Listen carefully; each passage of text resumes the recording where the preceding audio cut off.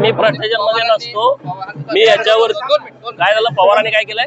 पवारांनी मुख्यमंत्र्यांना फोन केलाय, हे वक्तव्य शोभनीय नाही. पवारांनी माननीय देवाभाऊंच्या मातोश्रींच्या वरती जेव्हा खालच्या लेवलला जाऊन टीका केली तेव्हा फोन केलता का? मी तर काय मीडियामध्ये बघितलं नाही.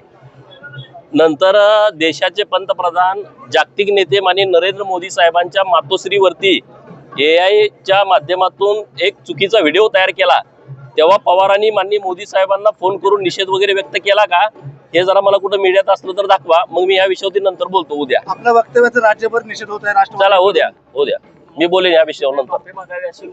कुणाची कशासाठी असं वक्तव्य केलं मी बोलतो याच्यावर नंतर. मुख्यमंत्र्यांचा काही संपर्क झाला या विषयावर? नाही, मी इथं बैठकीमध्ये होतो. माननीय ओमप्रकाश शेटे साहेब आलेले आहेत.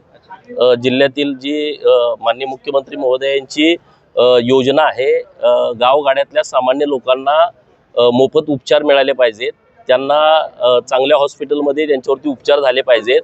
महात्मा फुले जन आरोग्य योजनेच्या माध्यमातून जेवढी हॉस्पिटल आहेत त्यांना काही अडचणी आहेत का, नव्यानं काही हॉस्पिटल पॅनलवरती घ्यायचे आहेत, त्यांच्याबद्दल चर्चा करण्याच्या दृष्टिकोनातून माननीय ओमप्रकाश शेटे साहेब आले होते. त्यामुळे मी 2 तास इथं बैठकीत होतो. वडार प्रकरणामध्ये तुम्हाला टार्गेट करण्याचा प्रयत्न झाला का? त्यामुळे सगळे बघा ना, तुम्ही या विषयावरती कोणच बोलत नाही.